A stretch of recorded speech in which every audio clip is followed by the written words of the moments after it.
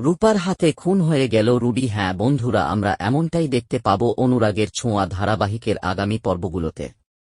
কৃষ্ণ একদিন হঠাৎ করে বাড়ির বাইরে গেলে রুডি অত্যন্ত ক্ষেপে যায় আর বলে, কৃষ্ণ আজকে বাড়িতে নেই, পুরো বাড়িটাই ফাঁকা, আজকে কি হবে রূপার।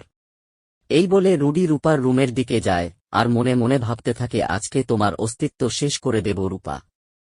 এরপর রূপার ঘরে ঘুমিয়ে থাকলে সেখানে রুডি গিয়ে রূপাকে স্পর্শ করলেই রূপার ঘুম ভেঙে যায় এবং রুডিকে দেখে রূপা চমকে উঠল।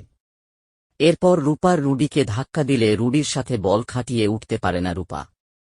এরপর রুডি রূপাকে আঘাত করলে অনেক আঘাত পায় রূপা এবং মা বলে দীপাকে ডাকতে থাকে। এরপরে রুডি চিৎকার করে বলে, আজকে কেউ তোকে বাঁচাতে আসবে না, তোর মা দীপা সেও তো আজ এখানে নেই। এরপরে বুদ্ধিমতী রূপা নিজেই বুঝতে পারে এই শয়তানের হাত থেকে বাঁচতে হলে নিজেকে কিছু করতে হবে। এরপরে সোনা কিছু বুঝতে না পেরে হাতের কাছে যাইছিল সেটা দিয়ে রুডির মাথাতে আঘাত করে এবং রুডি খাটে লুটে পড়ে। এরপর রূপা অনেক ক্ষেপে গিয়ে রুডির উপরে অনেক আঘাত করতে থাকে। একসময় রুটির মাথা ফেটে রুটি মারা যায়। এরপর সেখানে দীপা চলে আসে। রূপা কাঁদতে কাঁদতে গিয়ে দীপাকে জড়িয়ে ধরে আর বলে, মা আমি রুডিকে মেরে ফেলেছি, আমার এইবার কি হবে।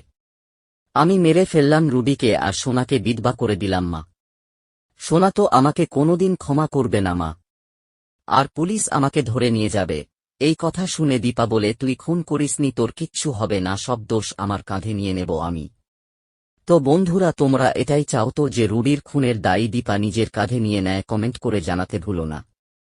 অনুরাগের ছোঁয়া ধারাবাহিকের লেটেস্ট আপডেট সবার আগে পেতে আমাদের চ্যানেলটি সাবস্ক্রাইব করে বেল আইকনে ক্লিক করে রাখুন। ধন্যবাদ।